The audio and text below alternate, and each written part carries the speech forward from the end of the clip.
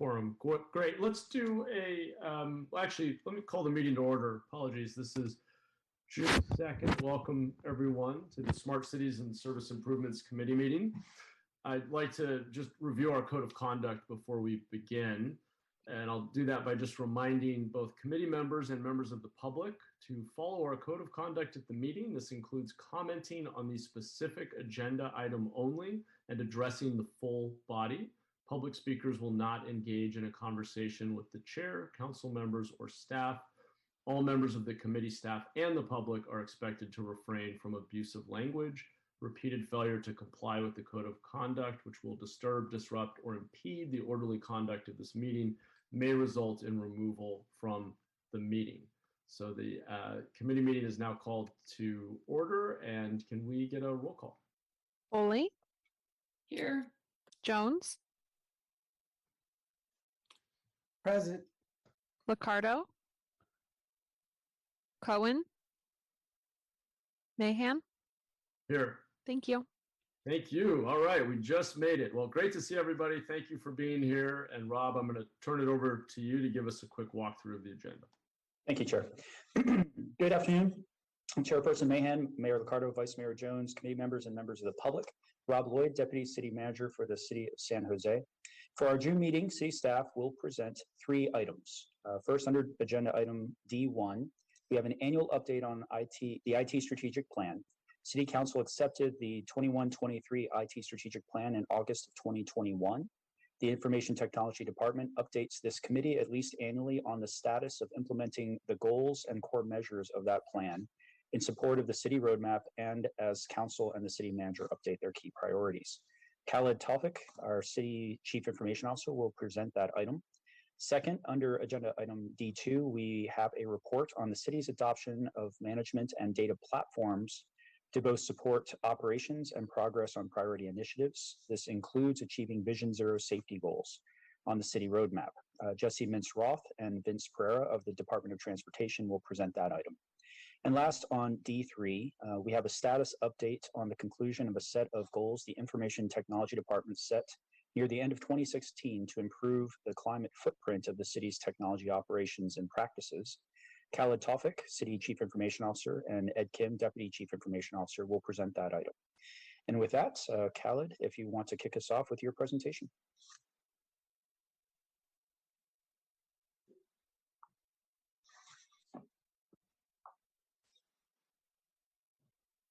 Thank you, Rob. Good afternoon, Chairperson Mahan, Mayor Liccardo, Vice Mayor Jones, committee members, and members of the public. My name is Khaled Tawfiq, Chief Information Officer, and we are here to present the IT Strategic Plan Status Report. The IT Strategic Plan was developed based on the city's budget priorities, the city's roadmap, and conducting over 110 interviews with council members, department directors, and staff. We have also consulted with the Infotech research to validate our IT strategic plan and ensure our recommendations are in line with the industry standards. The IT plan sets the direction for IT investment, and it's updated every 3 years.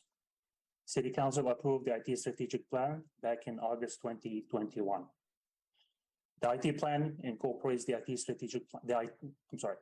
The IT work plan incorporates the IT strategic plan, priority changes as we go through the years to ensure responsiveness to the growing IT needs in the city. This is an overview, one page to go over or to highlight the IT strategic plan. And as you can see, the plan consists of 5 strategic initiatives to ensure we providing enable equity or to enable equity, provide secure services, optimize services and processes in the city, utilize the power of digital services, and promote partnership to deliver city roadmap priorities. We have defined strategic measures to monitor our progress throughout the years. Some of our measurements, as you can see on the screen, include employee customer satisfaction. Our goal is to achieve 80% or higher, and we are currently at 93%. Our project delivery or ability to deliver projects on time and meet the customer expectations is defined to be at 80%, and we are currently meeting that objective. Our infrastructure or IT infrastructure reliability is defined, or the goal was to be at 99.9. Currently, we are at 99.6 and working toward the 99.6 goal. Our 311 customer satisfaction is currently at 67%. What we have noticed that if we exclude the abandoned vehicle surveys, our resident satisfaction rate increases 76%. We are currently working on improving internal processes to enhance how we handle abandoned vehicle service requests.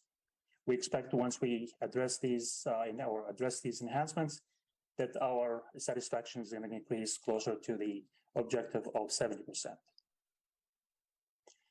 Currently, 33% of the 311 service requests are generated from areas identified as underserved. Our goal is to achieve 37%. We are working on an outreach program to increase awareness and increase utilization of these 311 services in underserved communities. Currently, also our IT vacancies at 18%, and we have identified a goal to bring down the vacancy rate to 9% or less.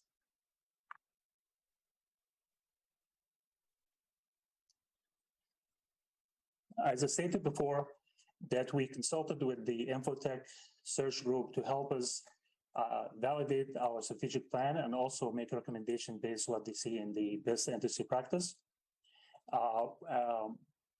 This is one of the recommendations that they have identified for us to increase our efficiency, since we are a very lean IT group in the city. Some of the things that we're going to be working on as in service portfolio management is service desk and incident management, and also we're developing the application to increase productivities in the city, and various other projects that we're going to be focusing on in year 22-23. The other recommendation that they have made is to setting up an emergency service technology office within the ITD department. In light of the current police reform initiatives, we put this recommendation on hold until future years. This is the previous roadmap for this current year, 21-22, and the areas highlighted in yellow signifies projects and activities IT has been engaged to ensure or completing or achieving the roadmap for the city as it was identified in 21-22. This is the current process or the current status of these activities. Project on the right-hand side highlighted in blue are projects that have been completed, and active projects on the left-hand side, some of them are late or delayed, and some of them highlighted in red, where we need to pay more attention to make sure that we get these projects back on track. These projects that we did not complete from this current year will be added to the next IT plan to make sure that we complete them, in addition to the new project that we have identified for current year or for year 22-23. The current city roadmap for 22-23 also includes a lot of activities where IT can help the city achieve its objectives. These areas are highlighted in yellow, and during the year, we will be developing system solutions and support to make sure that IT provides the necessary equipment and solutions to for divisions to meet their objectives and meet the city's roadmap. These are some of the projects that we have identified for year 22-23, and some of them, or all of them, are aligned with the city roadmap, including the vehicle blight management system and some other systems that we, as you can see on the screen. Michael Foster.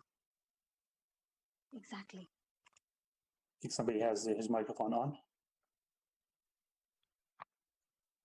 The city clerk muted. Callie, keep going. Thank you. The IT organization is primarily centralized, and we have about 103 positions in ITD. And this is highlight of the different functions and areas that with the number of positions in each function. In addition, there are about 92 positions outside the city, outside the IT division, and these are highlighted on the right-hand side of the presentation.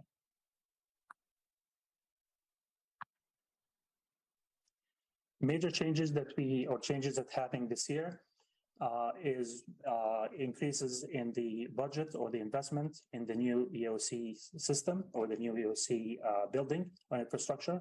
That includes new equipment and also additional staffing to provide the support.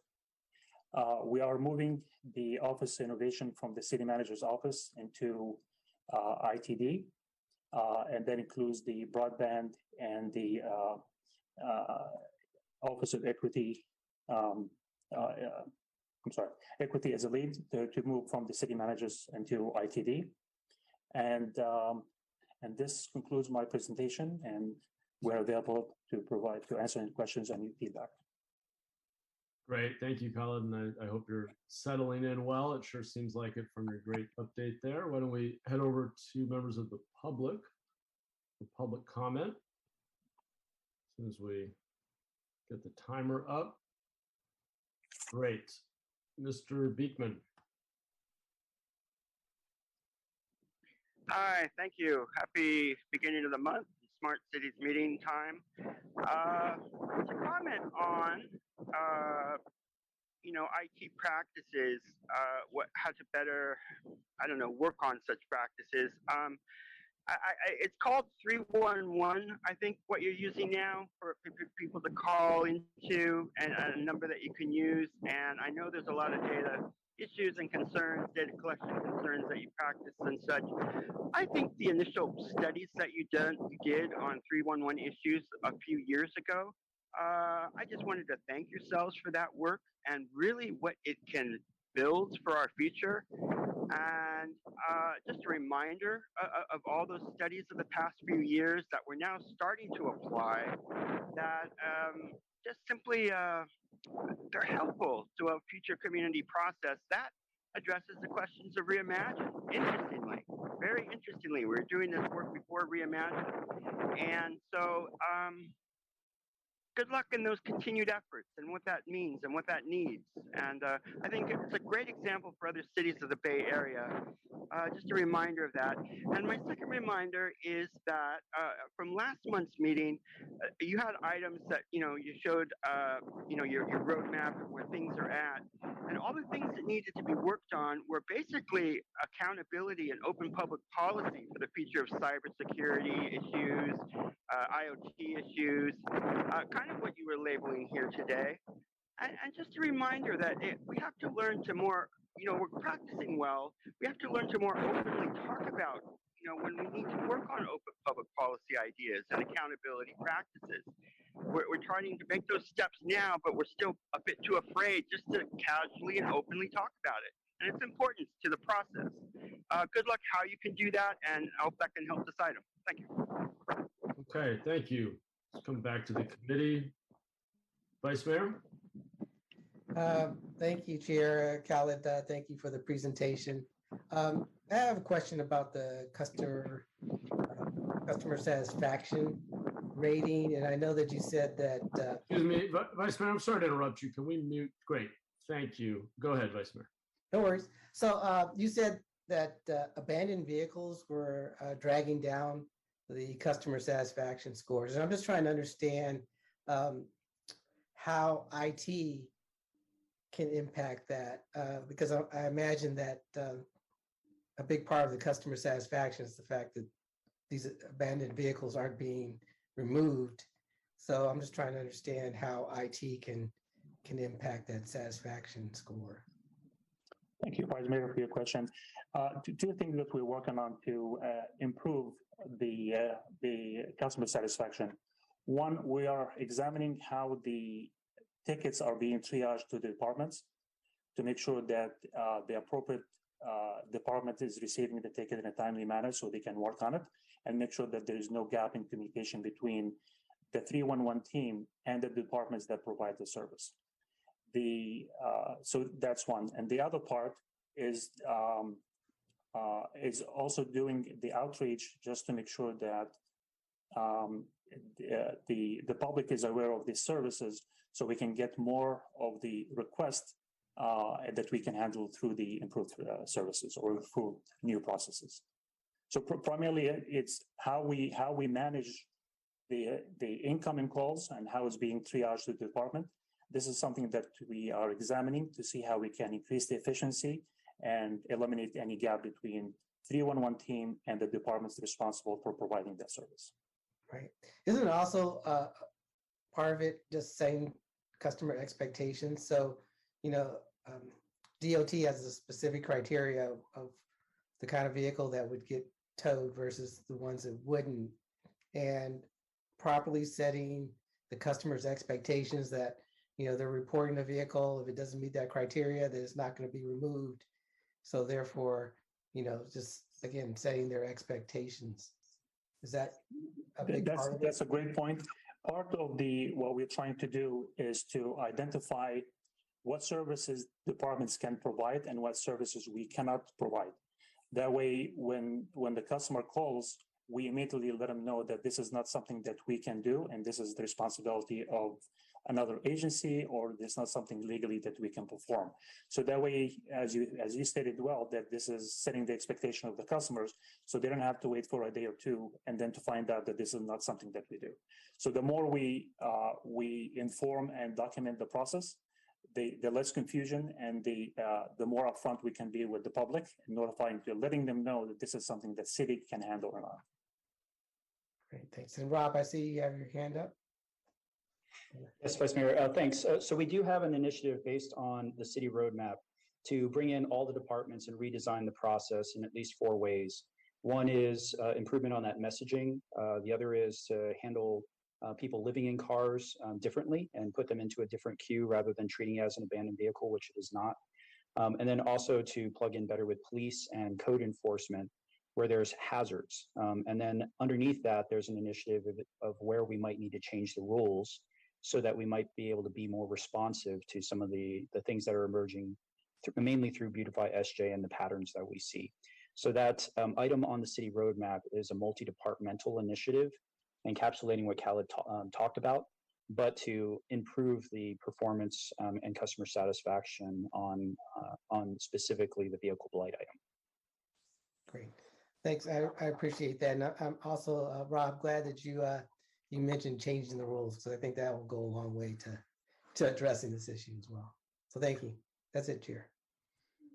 Thank you, Vice Mayor. I appreciate those great questions. And I think it's really valuable that, as everyone was just articulating, the data that is being surfaced through 311 is enabling us to then go back to the fulfillment side at the departmental level and refine how we're delivering services to our residents. So I think it's great that we're doing that loop closing, and we're going back upstream, if you will, and figuring out how to improve how we're communicating and delivering services to improve the objective measure of success here, which is that people feel like we're solving their problems. So that's great to see. I had one other question, which was around vacancies, and that was the one metric that stood out to me as being particularly concerning. And I was just wondering if you can just help us understand a little bit about how we're doing recruiting. Are we being as proactive as we can be? Do we feel that we have enough resources devoted to recruiting and hiring? My own experience as an employer is that if you don't make it the #1 priority, you can really fall behind and struggle with vacancies. And so I'm curious how the department is thinking about closing that gap. Thank you for the question. It is a critical and a big challenge for us because we have to compete for the talents in San Jose. So we are working very closely with the Human Resources Department to identify how we can make the process easier for the applicants to apply. 2, we are reaching out to all our new hires and all our employees in IT to promote positions, to make it the responsibility for everybody in ITD to promote the opening positions or availability and reach out to friends, ex-co-workers, anybody that might be interested. And the third one is really we emphasizing putting a lot of efforts on the internship program to make sure that senior students have the opportunity to work in government and get really to the sweetness of understanding how how it feels to serve the public and gaining knowledge in technology.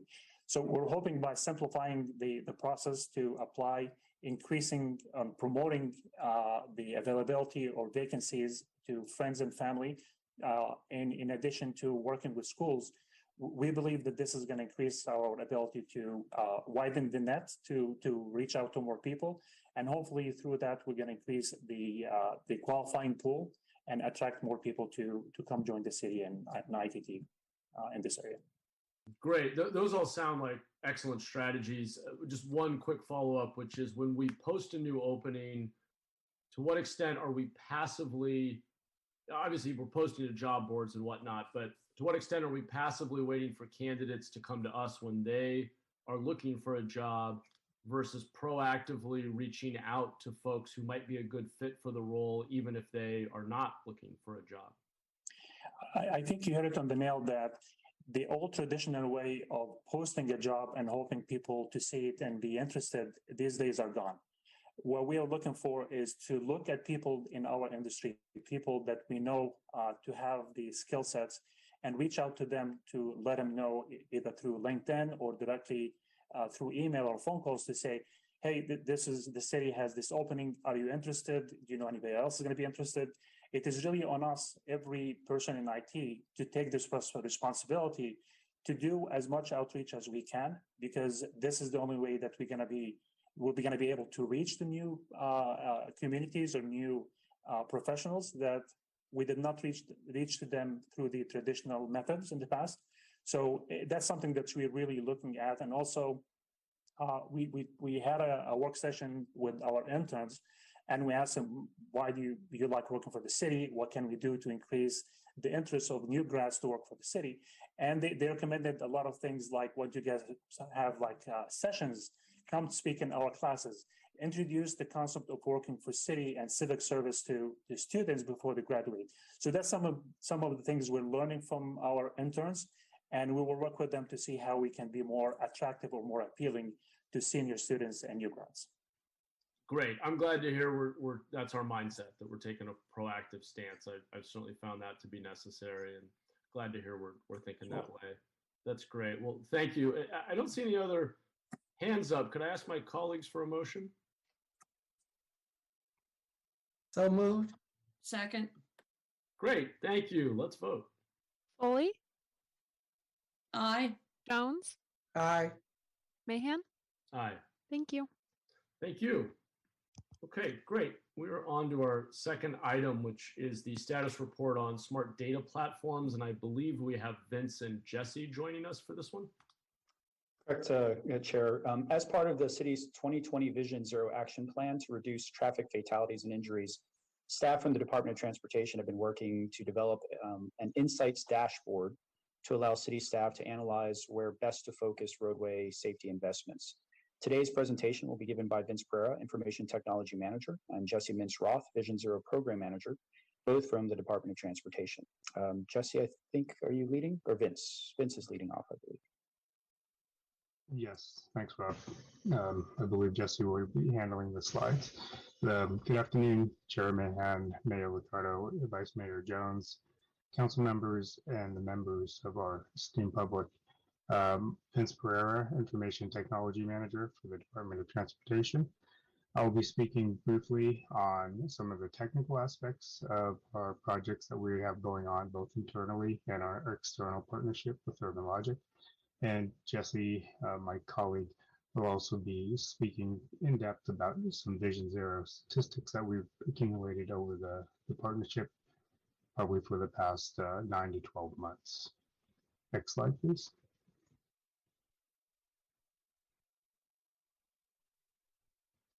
So this is a summary of what we just said, encapsulating what Rob just mentioned as well. This is the Smart Cities data platform. And then the next slide. Rob, sorry. So here we have a quick status of some milestones that we achieved over the past year. We have an internal platform and an external platform, as I've been speaking about in previous meetings. The first 2 points here just a little bit of background there. This has a lot to do with the work that we've been doing for the past 2 to 3 years as far as consolidating our data, cleaning our data, and making it organized so that we could actually take it to the next level of analytics. That's enabled us to hit the first bullet point. We've been able to automate our backend processes for our internal platform. So this basically enables us to take more data sets and add it to get more comprehensive results. So that's been a huge benefit within the pipelines that we've been working with. Second bullet is by organizing our data the way we have it, we now have secure pipelines to not only go into our central data repository, we also can migrate or move this data over to our Urban Logic central repository as well. The third bullet is where we've been able to work with Urban Logic, and they've completed their architecture and design for the core functional data layers. I'll speak a little bit more in depth with this further on down in the slides. And then through the efforts that we've worked with them for the past 9 to 12 months, our planning department has completed their phase 1 key performance indicators, and our Vision Zero team has completed phase 1 of their use cases around safety. Next slide, please. Right here is a snapshot of our timelines that we're looking at and targeting. The first part is something that I covered in the first slide, but I'll cover this almost in every slide because this is the most important part of our data platform. It's the data repository, how clean our data is, and then the data engineering piece is where Urban Logic has created a layer to normalize our data. So if we didn't have this, all the other parts of the data system would not be accurate, may not be relevant, and it may not be clean. So by establishing this over the past couple of years, this has been a huge accomplishment for us. The next piece is our data analysis process. So probably for the next 2 to 3 months, our transportation specialists will be working with the Urban Logic tool and analyzing all the outputs that they've actually retrieved. They're going to do a deep dive to really fully understand and do their due diligence on what the data means and how that can improve and impact the city. After that, they're going to be working with the data science team within Urban Logic from the fall of this year through March of 2023 of next year.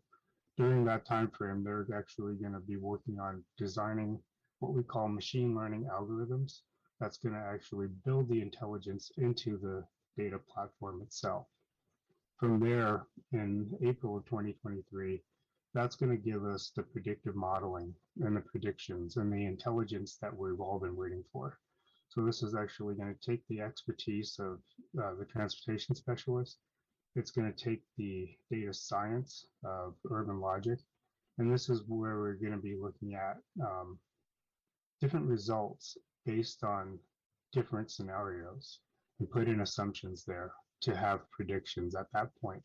And this is going to hopefully expedite our addressing all the different needs that we have to address within the city in a more effective and efficient way.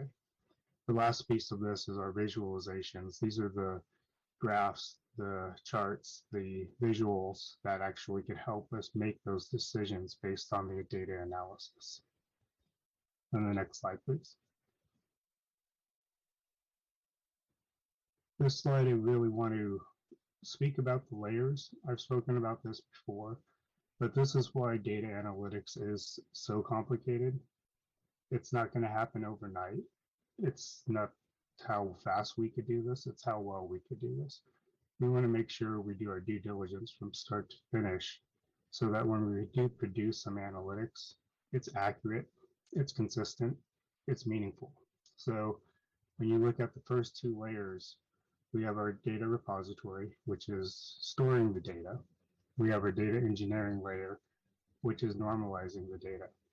Normalizing the data makes it clean and consistent so that if one use case app accesses the data, another use case will see the data in the exact same way.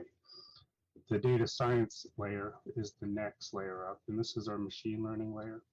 This is where our transportation specialists and urban logic data scientists are going to actually write the system algorithms to do the thinking for us based on the information that we provide, based on the assumptions that we're looking at. And then that leads to the predictions and intelligence model of what we're really aiming for. So this is going to get us to a point where right now we have the information, we get a group of engineers and specialists within the room, we start to look at the data and manually analyze it. This will make us more efficient by doing most of that work for us, where we just take the visualizations and then we could make the decisions out of that.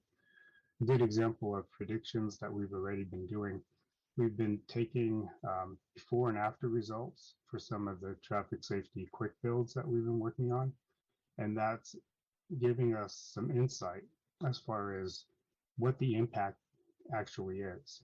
Is it creating an impact in a positive way or a negative way, and that sort of thing. And so we want to make sure that we use this information so that we could ensure that we're looking at it through an equity lens, we're looking at it through a safety lens, and that's going to help us predict the highest impact that we could do with the dollars that we have to spend. And the next slide, please. This slide right here is just a sample set of what we're doing with our internal system. Again, just really briefly, our internal system is what we've developed in-house. It's a Power BI front end. And the internal system is a point-in-time snapshot of where we are today. It doesn't necessarily do predictions. We look at the data and then we analyze it and we predict what we should be doing, or we should look at areas that we should be focusing on based off the data. Our external system, once our internal system matures, it's also acting as an incubation area where we're testing out different scenarios to make sure that we're validating the data. It's accurate, it's consistent, there's no gray areas, things like that. Once we do that, then we port the data over to Urban Logic, and then that goes into our advanced analytics system. Then it'll take this information, combine it with the other information that we have, and it will be a more comprehensive intelligence prediction model at that point. But this particular slide just shows you some of our traffic safety projects that we have going on. This was from 2019 until April 2022. This is based off of the American Community Survey, the ACS 2019 survey, which is our census tract data. This took into account race and income to provide equity scores. Then we had our projects that were lined up against that, and the allocated budget that was lined up against the equity scored areas. And through that, we basically can take this, look at it through an equity lens, see if we're focusing on the right areas, if we're focusing on the incorrect areas, how do we correct that? Again, this is a snapshot that we do for various things. This is just a sample. We could put in other equity type of variables in here. We could have a map layer of council districts. There's many different things we could do since we have this clean in the back end of our central repository. We could feed the system and it could actually come out with some pretty comprehensive results at that point. So with that, I will hand it over to my colleague Jesse to go into a more deeper dive into our Vision Zero statistics that we've accomplished over the past year. Thank you, Vince. I will continue then. So to talk about the Vision Zero data initiatives and connect it back to that first slide, this is the roadmap item for Vision Zero, which includes insights for transportation planning and addressing crashes and fatalities. For those of you who don't frequently see me present, a little introduction to Vision Zero is that we are the city's traffic fatality reduction initiative. And we look at the city's traffic fatalities on the high level, and with this tool on a much more sort of zero down detailed level as well, with the ability to look at these numbers more closely. But on the high level, San Jose's traffic fatalities have doubled in the last 10 years, from a low of 29 in 2012 to a high of 60 in 2015, 2019, and 2021. On the right side of this slide, you can see the range of fatality numbers month by month cumulatively for the 2016 to 2025 year range. And then more specifically, the most recent years, 2021 in blue and 2022 in yellow. The pandemic has been an unusual time for data, I'm sure in all areas, but here too. And what we saw in 2021 is an inflection point around the time that the state's economy reopened in June 2021, where the fatality line was going below or in the usual range until June. And then beyond June, it started going above the range, and we were quite concerned. And we look at this data publicly in the Vision Zero Task Force quarterly, so it was something that we do discuss a lot publicly.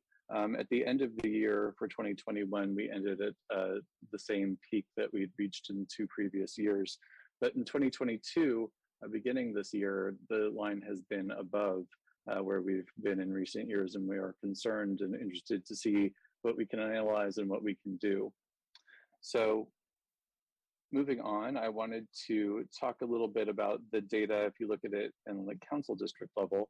On the council district level, District 7 has the highest number of traffic fatalities, followed by District 3. And currently in this 5-year data set of 2017 to 2021, there is a tie for Districts 2 and 5 for 3rd place. And to tie this back to that equity map, similar, or an equity map that is similar to the one that Vince just showed, District 7 scores highly in those equity measures. So a little bit more on District 7, because that sets up the type of query that we can do in Urban Logic to get more insights. And so just a little bit about Urban Logic. We began working with Urban Logic in a pilot project in 2018, 2019, and among the data science finds in that early analysis was that there was a correlation between crashes and land use. And San Jose and Urban Logic won a American Planning Association Technology Division Smart City Merit Award in 2019. And then we decided inside DOT to create a Startup in Residence RFP, which ran between 2019 and 2020, and Urban Logic ended up winning that. And so that began a 3-year project, which we're now about a year and change into. And this tool, which we're going to be talking about how it helps our Vision Zero analyses, it allows staff project managers who may not have GIS or may not know how to use GIS the ability to take their project area and analyze it and be able to find where crashes are clustered. And not just crashes, we'll show in this slide, also the severity of crashes. So, we, inside the Department of Transportation, there are only a handful of people who know GIS well, but we have over 190 registered users now on the Urban Logic platform. And so we're going to use the example of District 7, which we already raised as having the highest fatalities year to year in the last 5 years. So imagine that you are, or that we have the group that is wanting to do pedestrian safety enhancements inside District 7, which is one of the other groups in my same part of the division, or under my division manager.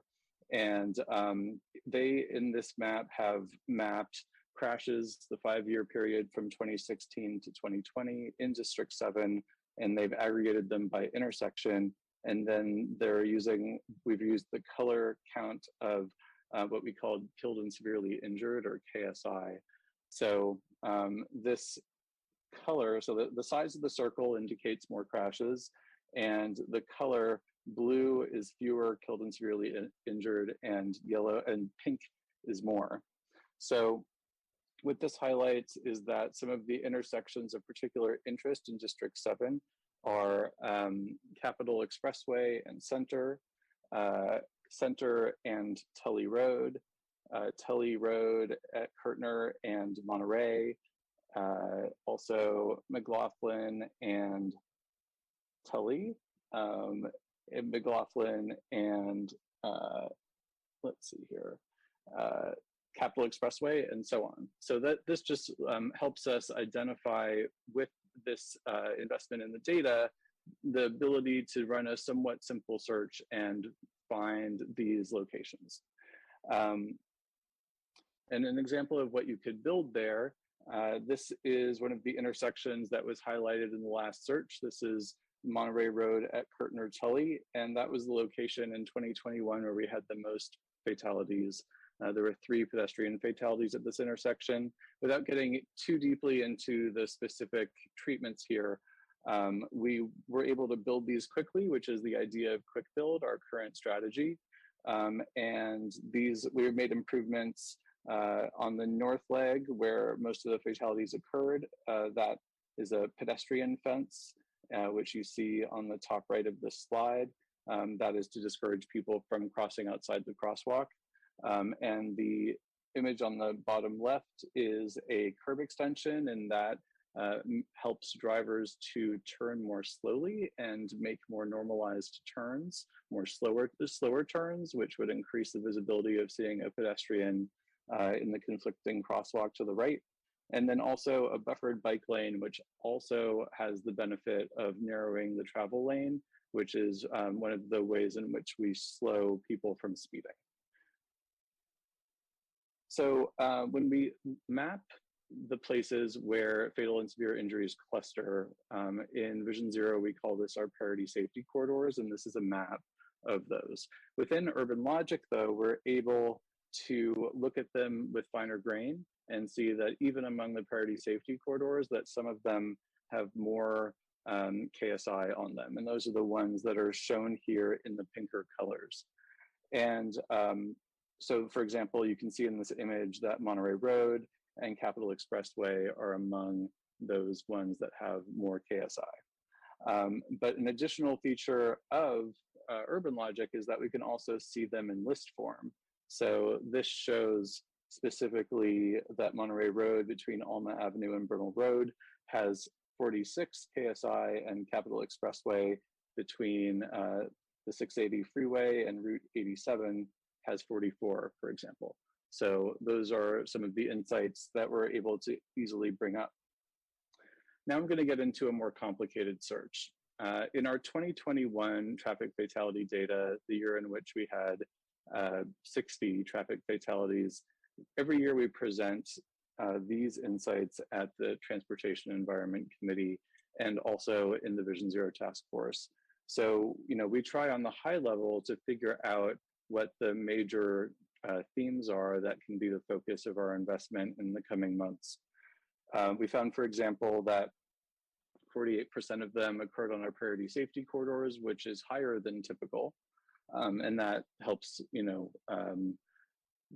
it helps support our main strategy to invest in the Parity safety corridors.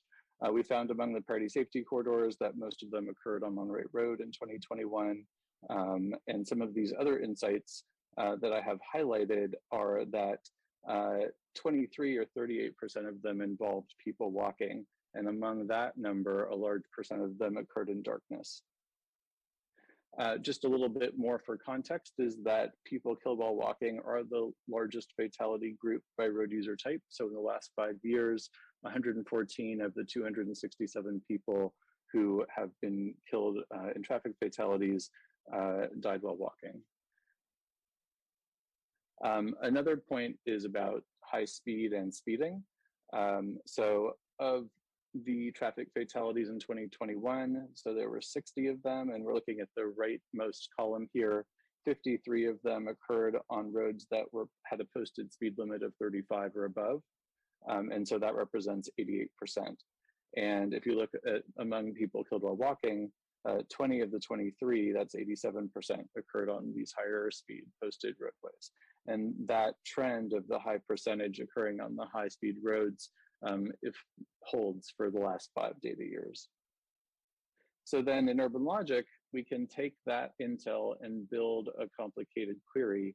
And so in this map, we're looking at fatal and severe injuries involving people walking on roads with a posted speed limit of 35 to 50 miles an hour. And so this map indicates that, if we are to work on making investments specifically in this area, that Urban Logic is able to help us find that we should be focusing on Tully Road between 101 and Capitol Expressway, and also on Story Road, and also on McKee Road, also between 101 and Capitol Expressway on the east side, and also on Monterey Road, basically south of 280. So those are some of the insights they were able to learn from the Urban Logic platform for Vision Zero. And we'd like to acknowledge our team all working on this. We have Vince and myself here, and Tao Nguyen from my team, and William Harmon from Vince's team. And on this slide, we have Herman, but we also on the panel right now have Mark. So if there are any questions for Urban Logic, I'm sure that he can also help us. And I just want to thank both of them, but also the whole Urban Logic team. There are a lot more people at Urban Logic who work on this all the time. So it's been great to develop the platform and this use case with them. And so we will take questions and feedback. Thank you, Vince and Jesse, and apologies. My home internet just went out, and I am just switching over to my phone. Apologies for the disruption there. Really appreciate the report and the ways that we're using data analytics to get at a really serious problem in our community. Why don't we head over to public comment and invite members of the public to speak. I actually am not able to see that on my phone. Vice Mayor, would you mind managing that, please? Sure. Thank you. First public speaker is Blair Beekman. Hi, thank you. Blair Beekman here. Thanks a lot for this item.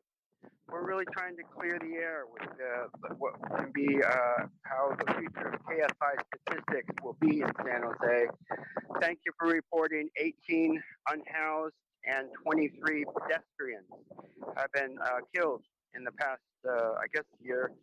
I hope that number is accurate. It's my guess it's possible that a few more of those pedestrians killed could be labeled as unhoused, and that we are really dealing with, this is the first time we're able to talk about unhoused being included in KSI statistics. So things are new to us, and we don't know how to quite get offer that to the public, to ourselves, and to the future of city government or state government funding. We don't quite know how to work those statistics. We've had a long time fight now the past few years. How are we going to better able to label these things and be open about it? I hope, good luck in working towards a better honesty with KSI statistics where we can all be very clear with each other. That's the goal. And good luck how we can do that. It's good attempts here today. Thank you. I wanted to also mention ideas about just the flexibility and choices that accountability can offer for, say, Vision Zero projects. Want to report on civil protection ideas and to study those guidelines really helps bring better decisions for the future of Vision Zero projects, I feel. So, it's good open public policies, accountability, and civil protection ideas that can really help those things. And how also to procure local government itself. When we bring in government workers, if they have good open public policy ideas and there's accountability and we have that good policy, that helps everything. Thank you. Thank you. Let's go to Molly next.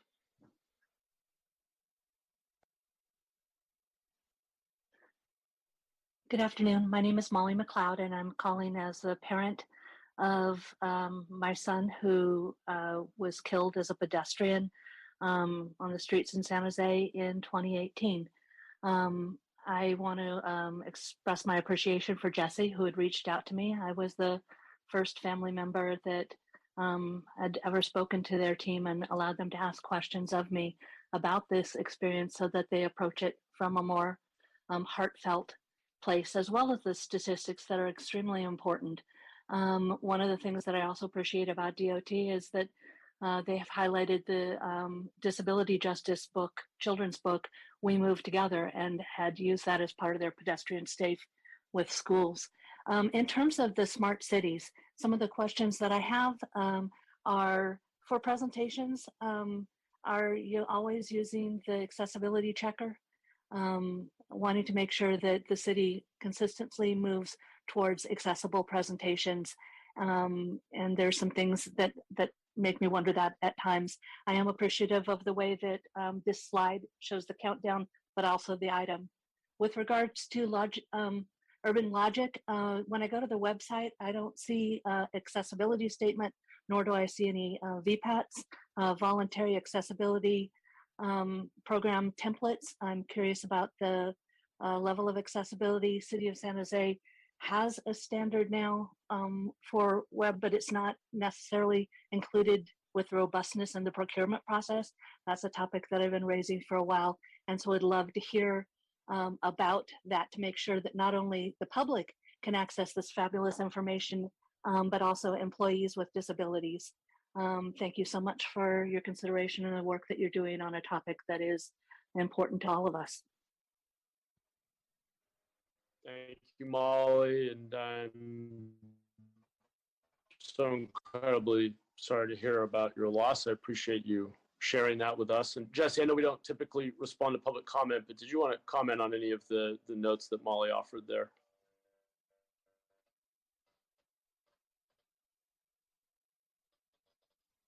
Was that a question for me?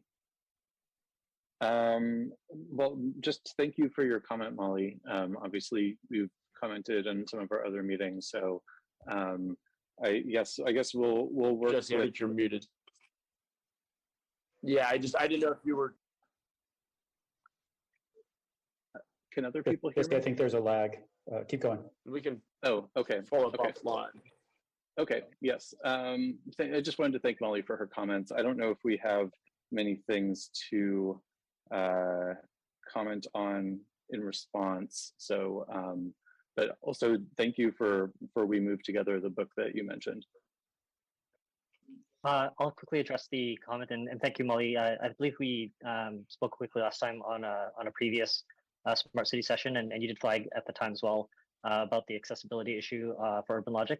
So just a little insight into where we are at that stage. We actually have a new design team and a new website process that's underway. That actually starts in, I believe, the following Monday. So that's one of the items that you raised, and we put it into the product, or at least our internal company development process to incorporate accessibility standards into both our product and our company website. So thank you for that. That initiative was undertaken by us at your urging. So appreciate a little bit more patience, but it is underway. Great. Thanks for commenting on that. And I apologize again. We have a power outage here according to PG&E, which is why I'm now running the meeting by phone. I apologize. I don't see any other hands up. Do any of my colleagues want to ask any questions or comment on the report?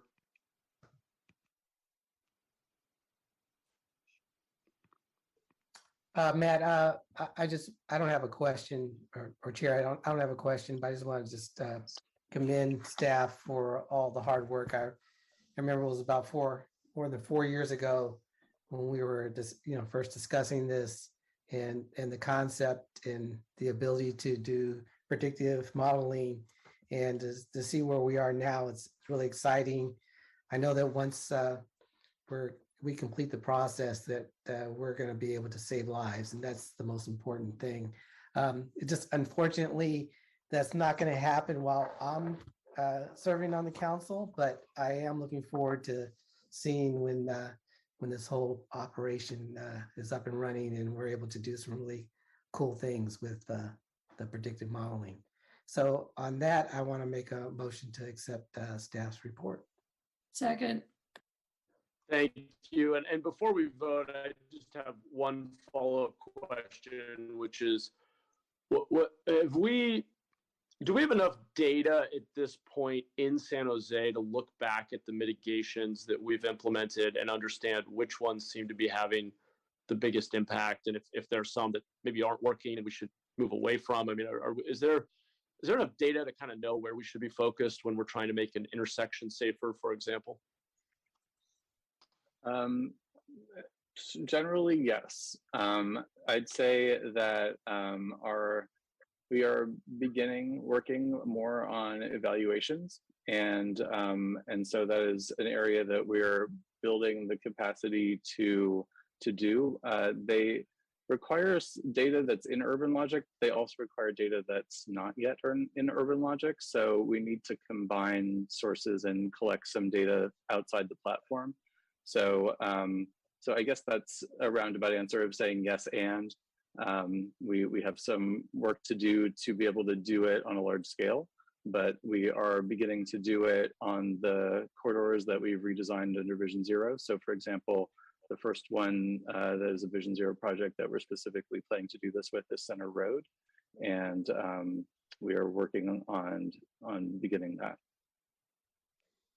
Great, thanks. I appreciate that, Jesse.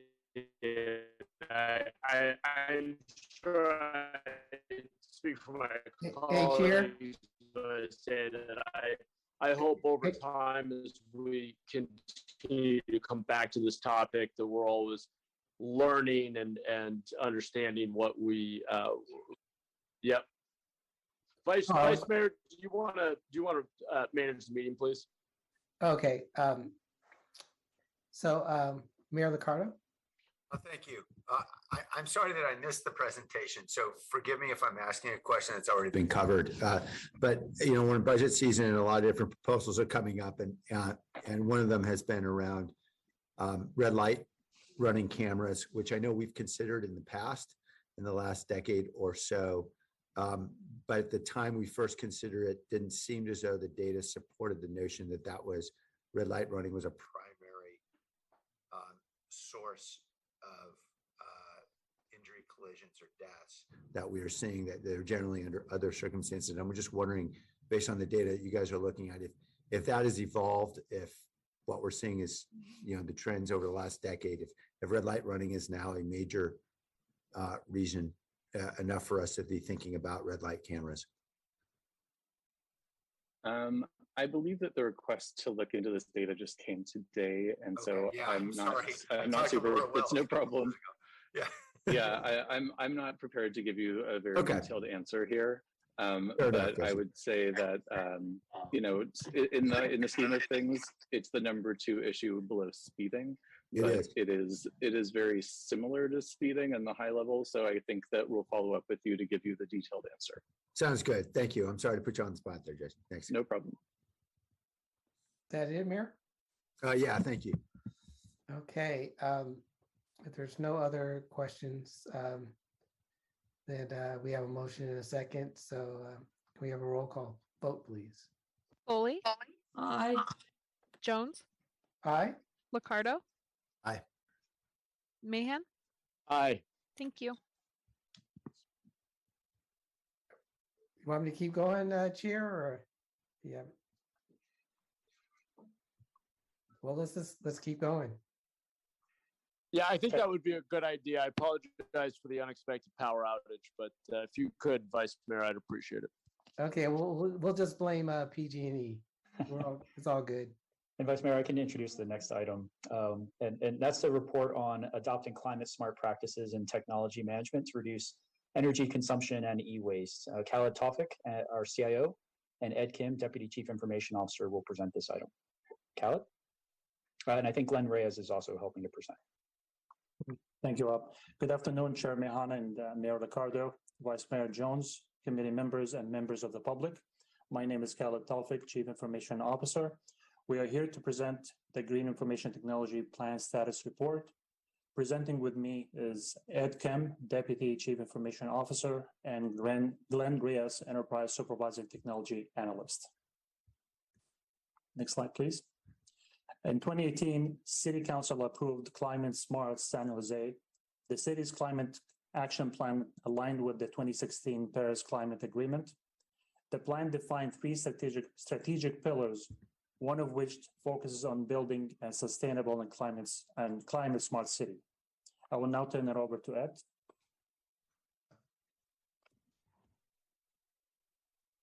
Good afternoon, Chairperson Mann, Mayor Liccardo, Vice Mayor Jones, committee members and members of the public. Ed Kim, Deputy Chief Information Officer for the Information Technology Department. The 2018 Inventory of Government Operations Greenhouse Gas Emissions Report identified 6 major carbon emissions categories due to government operations. ITD identified goals and initiatives to focus on 2 of the categories that made up approximately 41% of the total emissions, and to potentially lower the total greenhouse gas emissions generated through city government operations. The buildings and facilities category could be addressed by reducing total power requirements for technology, and the employee commute category could be addressed by leveraging technology to reduce employee commute to work. What did ITD define as objectives to address these goals? ITD developed 4 green technology goals through the development of the ITD strategic plan. As we considered the technology initiatives for the next 5 years, these goals served as a major factor in the development of initiatives to ensure that IT was reducing greenhouse gas emissions and not adding to it. The first goal considered was to reduce any carbon impact caused by equipment. ITD approached its initiatives by taking the approach of consolidation and reduction when procuring new equipment. If there were opportunities or technologies that provided services more efficiently and with less equipment, all without compromising levels of service, this was the priority. The second was to reduce print consumables. The city generates large quantities of paper printouts. We wanted to see if there were approaches or strategies to reduce this number and save power and trees in the process. Third was to find ways to reduce e-waste. And finally, fourth was to reduce commute carbon impact. If there are technology standards or practices that we could employ citywide, the hope is to establish standards that gives the city the opportunity to potentially reduce emissions caused specifically by employee commutes. So how ITD attempted to accomplish this was through 4 specific initiatives to meet these goals. The first is cloud-based computing. Now, cloud computing takes traditional technology services that requires large quantities of on-premises physical servers and allows you to utilize either a network or the internet to store or manage or process data. A good example of public cloud is, for example, Office 365 email. The email service is provided through the internet cloud without requiring ITD to manage any equipment in our data center. And then there is also private cloud. This applies the same concept, but with ITD hosting a significantly smaller footprint of appliances to replace the hundreds of servers used to provide technology services to the city. The second initiative that IT took is device consolidation per employee. This effort was focused around limiting the number of devices per employee through device replacement, while making sure the replacement device can support a mobile workforce. The third initiative is to reduce paper printouts and paper copies. ITD wanted to find ways through new technologies to reduce the total amounts of paper required to conduct city business. And then the last initiative is to employ e-waste handling processes. ITD employed creative ways to process e-waste outside of just the traditional disposal of electronic equipment. Oops, excuse me. This slide demonstrates how each of the major infrastructure projects lined up with the green technology goals, each of which fell under one or in some cases multiple target goals. What we're going to be presenting today is each project in detail in the following slides to show you how they all tie together. For the cloud-based computing initiative, ITD initiated significant infrastructure replacement projects, some that even actually commenced prior to the Green Technology Initiative, but all in the effort of reducing the amount of physical equipment required to be managed in the City Hall data center. The most recent significant project completed was the installation of the city's private cloud, also referred to as hyper-converged infrastructure, or HCI. This allowed us to reduce our physical server inventory by a total of 229 physical servers, reducing the total server appliances and required power by 65%. This, in turn, resulted in an annual decrease of carbon emissions of approximately 1,100 metric tons and approximately 1.5 million kilowatt hours saved annually. And that's the equivalent of potentially powering 140 homes in an entire year. IT also changed its telephony strategy by moving phone services to the cloud. This effort reduced total server equipment by 97%, resulting in a reduction of approximately 123 metric tons of carbon emissions and enough power savings in this case to power 16 homes for an entire year. And finally, the move to cloud storage had a significant impact to power consumption and physical footprint in the city data center. Now, while we don't have the specific emissions saved, the total reduction of required physical storage equipment was approximately reduced by 95%. So to provide some context, this reduction represents 12% of the entire data center physical footprint reduced as a result of cloud storage.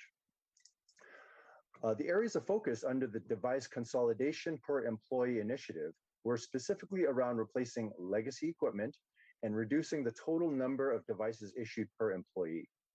In addition, the COVID pandemic presented both requirements and opportunities to redefine the city's issued device standard as laptops going forward. ITD also started reclaiming extraneous devices from employees and recommended just a single issued laptop per employee. These initiatives, paired with strong mobile device standards, allowed for the city to have a framework that allows for and supports a mobile workforce, which actually aligns with the strategy of potentially reducing carbon emissions due to employee commutes, especially as the hybrid work model becomes the new norm moving forward. Now for this next slide, I want to present to you Glenn Reyes, a member of our team. Thank you. Good afternoon, Chairperson Mahan, Mayor Liccardo, Vice Mayor Jones, committee members, and members of the public. I'm Glenn Reyes, the Enterprise Supervising Technology Analyst for the Information Technology Department. To address the initiative to reduce paper printouts and paper copies citywide, the city executed a project to replace all multifunction devices, or MFDs, in 2021. All MFDs were replaced through a new lease-based program. The first success identified through these replacement projects was through the total estimated annual savings. These savings are recognized through the 41% reduced lease costs and the reduced consumable costs by 53%, resulting in approximately $500,000 savings annually. In addition to the reduced costs, the new MFDs also introduced new technology features and functionality, such as required badge swiping that secured our printing, and different options to digitize our documents, such as digital fax and digital scan. These new tools eliminated approximately 50,000 abandoned prints and reduced total prints by approximately 21%. These printed paper reductions translate to 470 trees saved. In addition, the new line of MFDs are Energy Star and EPEAT Gold rated. EPEAT Gold is the highest rating for environmentally preferable electronic products. ITD also instituted business process automation in early 2020 to eliminate the need for paper form processes and digitize the approval workflow process through online forms and e-signature authorizations. So far, the BPA team has converted 54 paper forms into 31 workflows, resulting in a print reduction of approximately 91,000 pages in the past 2 years. Thank you. The final initiative under the Green Technology Plan is to employ e-waste handling processes. IT was able to address this using the 3R model, which is reduce, reuse, and recycle. Reduce, or source reduction, is accomplished by reducing the total number of devices that need to continue to remain plugged in, requiring power and adding to greenhouse gas emissions. This reduction was accomplished through the adoption of cloud computing. IT has also used city contracts not just to surplus old antiquated equipment, but to find opportunities to reuse old equipment by reprovisioning them to outside agencies that can continue to use the equipment. And then finally, we use the same contracts to ensure that the equipment that cannot be reused are recycled versus just landfilled. So how do we tie all these things together? As we tie the projects into each of the 4 green technology goals, we're able to see the impact of each of the initiatives.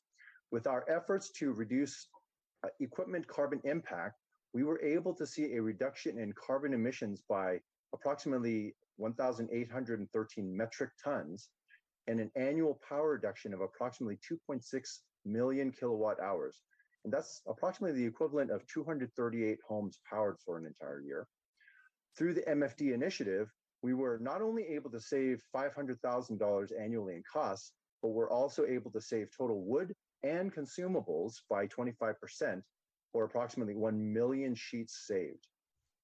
We reduced the total quantity of core equipment by 44% and end user equipment by 12%, while repurposing legacy equipment for reuse. And we have successfully established an IT framework that supports the city's ability to allow the employee workforce to work from home and potentially reduce carbon emissions due to reduced commuting. And in conclusion, we just wanted to recognize that none of these efforts could have been possible without a committed, awesome technical team who have been able to not only think innovatively, but also to find opportunities to present better, more effective, and more efficient technologies, while at the same time addressing the dire need to reduce greenhouse gas emissions. And with that, we are now open to answering any questions or receiving any feedback. Thank you.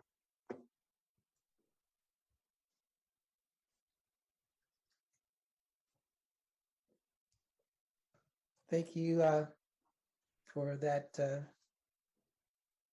readout and report. We're going to go to the public first, and we're going to go to Blair Beekman. Hi, Blair Beekman here. Thanks for this item.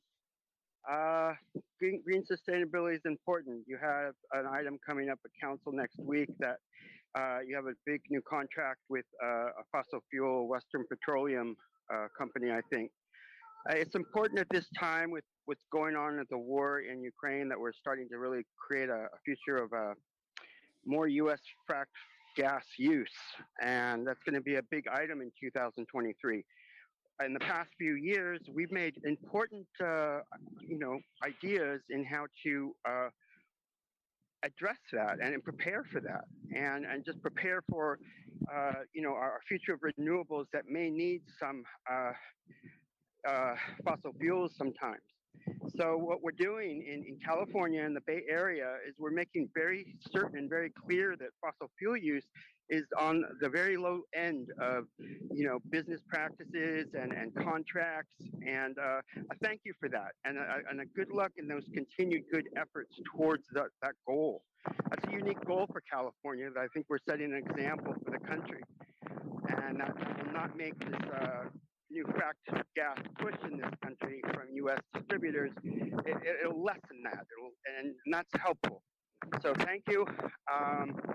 What else can I say about this item? You're working on sustainability items, and just a thank you for that. It's always important to be considered our green things. And I guess this is time to remember in the mining of in the data storage concerns we'll be having on electric battery chargers. There's the mining of minerals for those battery chargers that we really have to be considering worker rights issues along with the mining and the future of battery chargers and the storage. Thanks. Okay, Mayor. Thank you, Chavi.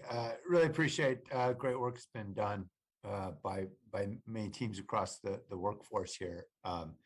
Super excited about the digital forms in particular, because it seems like there's never a city audit that goes by where we don't hear about how we're relying excessively on manual processes.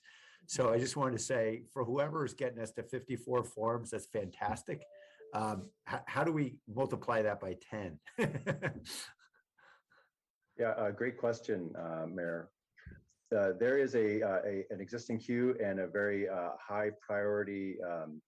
Well, everyone would like to prioritize their forms to be actually converted into online digital. There's actually an intake process for each of those form requests, and they're working as rapidly as possible. There's been a significant amount of effort around the team to be able to start digitizing as many forms as possible. Can you give me a sense about the size of the queue or the backlog?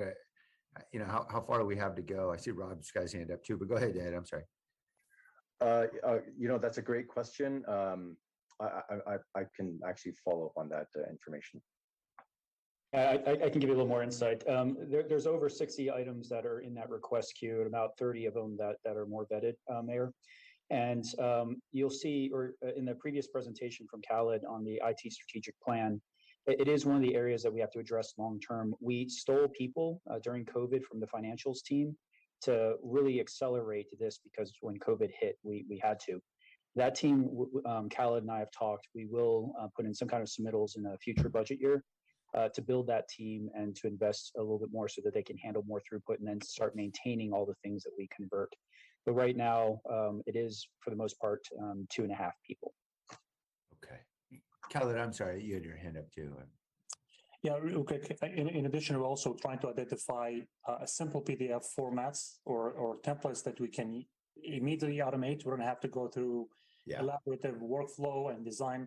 So that's one of the initiatives we're trying to see how we can take 10 of them and try to do them as quickly as we can, because those are simply as attaching a PDF or a document, converting into a digital format without the complexity associated with the workflows and who needs to approve on. So there are a lot of things hopefully happening in the next 12 months, and we'll be happy to report back when we're done with it. Thank you. I really appreciate that.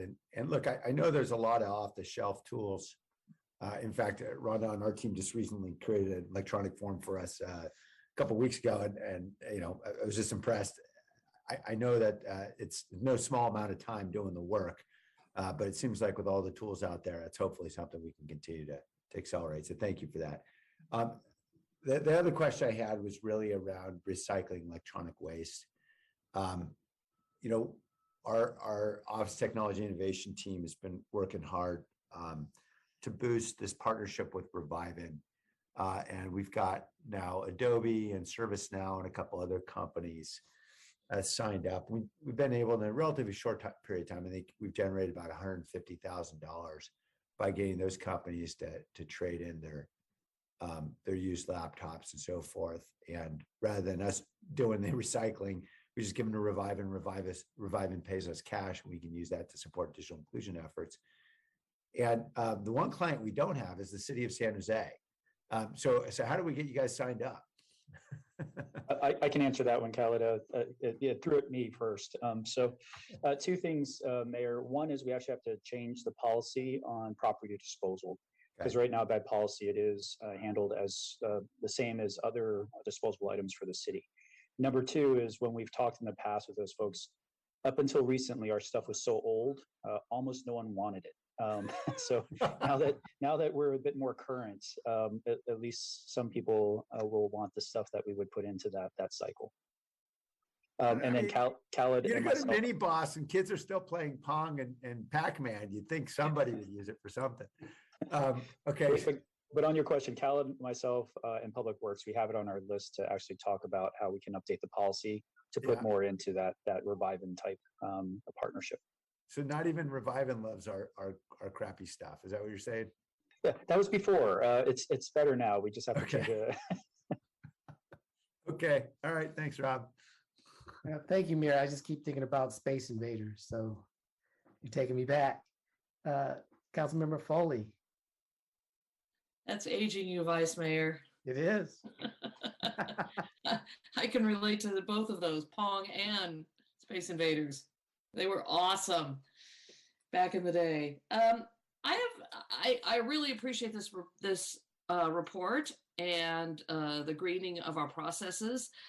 But I feel the dollars that we're saving and related to paper copies is low, or there's a lot of opportunity here. And I speak as someone who is very dependent on my reams of paper. And in the last almost 3 years of COVID, I have gotten my own set of reams of paper coming in on a regular basis. And prior to the pandemic, I actually had my city council binder printed out page for page, which was, I mean, you can imagine, huge.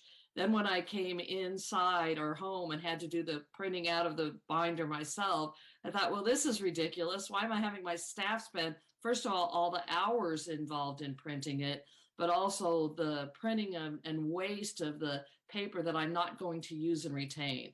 I do happen to be someone who retains a lot of paper documents. It's just easier for me to look at. So the question I have is, it's not just this creating documents online that are easier to use that way, but it's also printing out information that we need to then access and use later.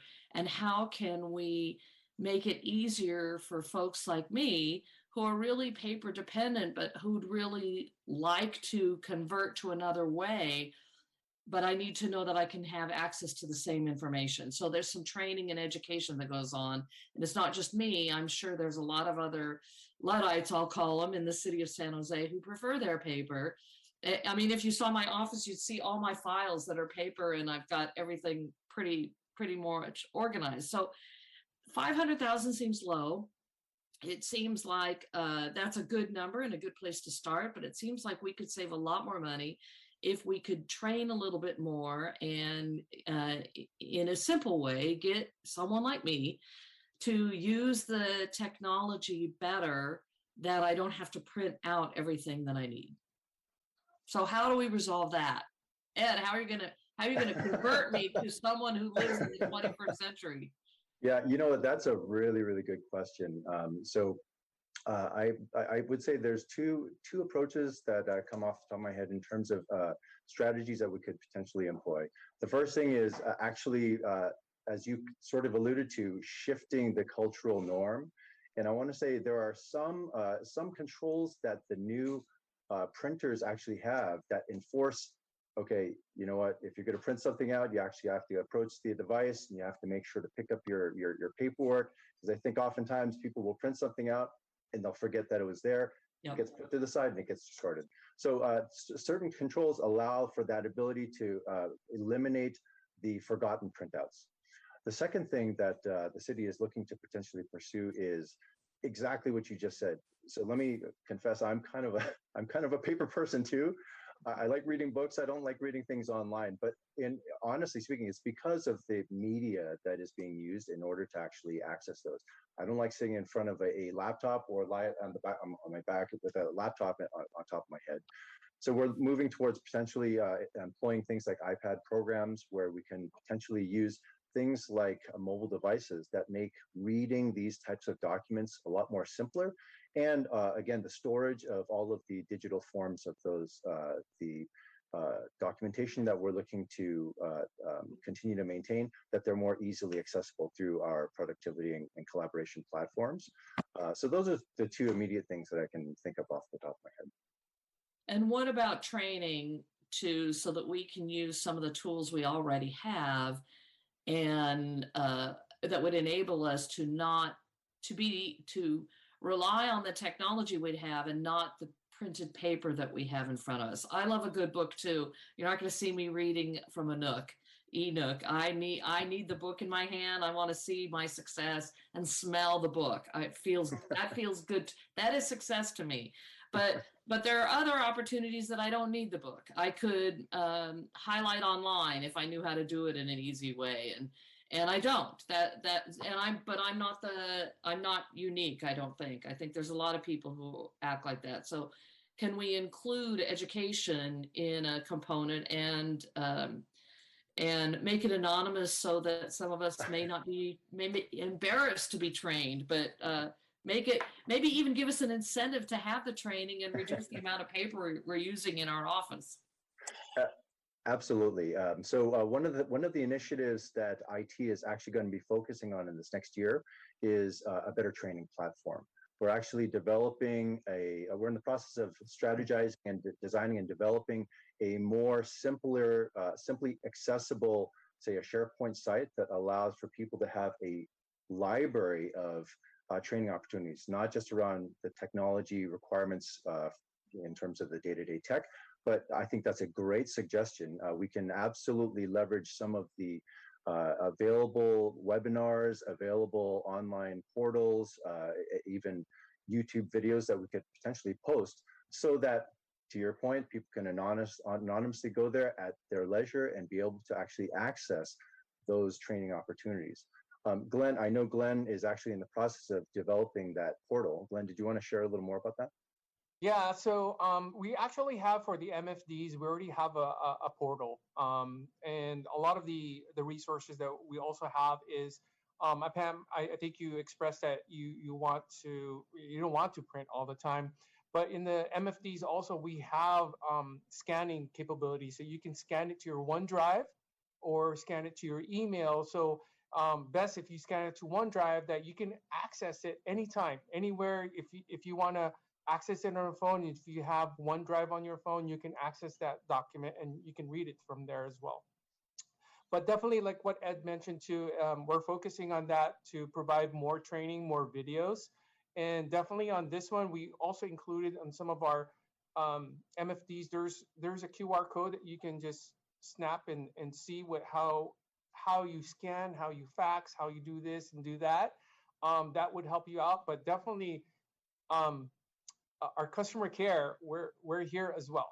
We're here for you and everyone else. If you do need any help, give us a call, or you can also let me know. Glenn, I know the IT department has some of the best customer service of any department in our city. And that may be challenging to some of the other departments who are listening into there, but IT is always there for all of us. So thank you. I really appreciate it. I thank you for answering my questions. It looks like Rob has something to say. Yeah, Councilmember, it's actually on the right track, because we, in 2017, it's long enough ago now that people probably forgot, but we drafted actually a policy and implementation for exactly what you're talking about. It's not something where we can just put an MFD out. It's actually a matter of practice and processes. So what that was a potential policy statement from council saying we will go electronic first, and from the city manager, and then say that with that lean, we then have a couple things we put in place. One is a tablet fund where we do like every 2 to 3 years, a reimbursement tech fund, so that we could put those things in people's hands. And then we would by policy say no more printing general administrative materials. You read them online, you read them on that device, and then you just stop printing by habit. And from there, if you want to print it, you have the file and you can do so, but then you see the minimization. It's always fallen below, and sorry, 2 more things. One was also a markup app that here's a couple tools that will teach people how to use so that they can mark things and search things very quickly rather than just scanning to a point in a book.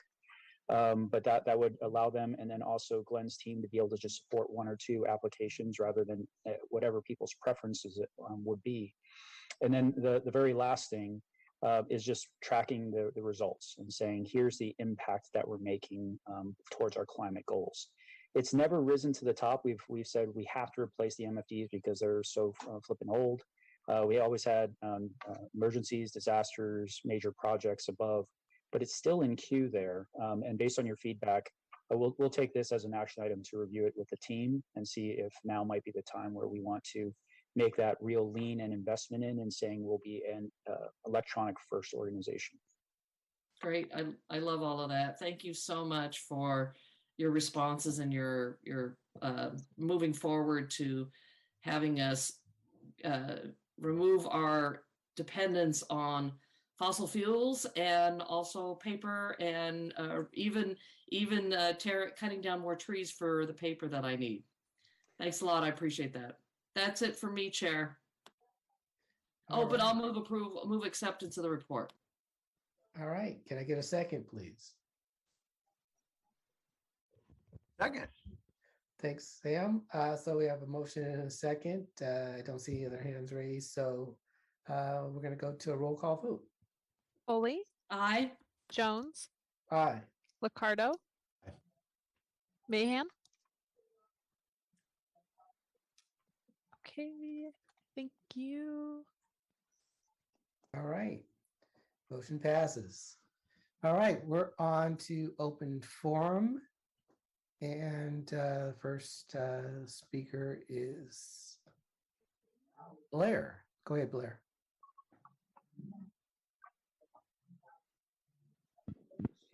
Hi, thank you. Blair Beekman here. Thanks for the meeting today. It was a June meeting. It's kind of simple and basic, and hopefully it can be a good meeting to face ourselves how we work in our future.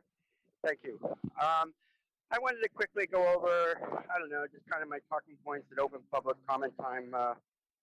Good luck in how we can work towards a more community-minded process for the future of Ukraine. I think if we think of community first for the future of Ukraine issues, and kind of what we're doing here in the Bay Area around, ideas of reimagine and helping human services and racial equity, those three things are really important to the future of the Ukraine area and the local community. I think we can do that work now towards the concept of peace.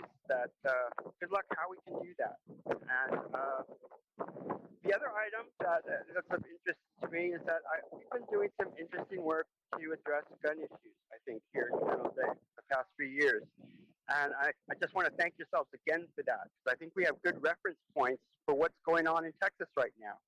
There's a upcoming mayor's conference in Reno that I think can be a really important debate that we can offer the future of that sort of meeting about what exactly we're trying to do to address these sort of things. And I think we have a leg up on what states of Texas are trying to do with this sort of issue. I think we're trying to ask for what is good practice, not just the open liberalness of letting everything go. Texas is going to have 20 years now they're going to have to tame their deaths and harm from guns, where we're doing that now. So good luck with that, and good luck how we can just. I'm just hopeful that kids can be open to all the good choices that are available. That's available to everyone that we can work on here in the Bay Area at this time. Thank you. All right, Molly. Hi, this is Molly Mcleod, and I am home caring for a sick family member, and appreciate participating in this. The thing about disability is we never know when it'll strike. Nobody's health is going to be perfect for their entire life, and about 20% of the US population is disabled. So what does that mean? With an electronic first organization, which I am in support of the goal that Rob made, and that folks have talked about, the business process automation, it's going to be really important that we get good at the basics. For example, in council offices, are you using the Microsoft accessibility checker on every document in your emails? It's right there built in. Thinking about that makes a difference for our mindset. Similarly, Accessible Social is a website that's fabulous on social media, making sure that the communications that are sent out from local government are available to everybody. So very important. And this has got to be part of the procurement process. While I'm thrilled to hear that Urban Logic is going to be launching on Monday, accessibility, coming together with a VPAT, having a team together, really that's the city of San Jose that's supposed to be setting those expectations. I went to a fabulous Section 508 training, federal government free, on how to do accessible data visualizations. Similarly, when it comes to Simply Gov, the business process automation, that company also doesn't have a robust accessibility statement and VPATs that are available, in contrast to some of the other products. So let's make sure we're both money smart as well as accessible to everybody, because that's how we make a smarter city. So thanks so much for the topic and the opportunity to mention that. Also important for scannable PDFs, got to be accessible. Thanks. Thank you, Molly. That's it for public speakers. So on behalf of our chair, I will call. Thank you. Adjourned. I appreciate the thumbs up. All right. Take care. Bye, everyone.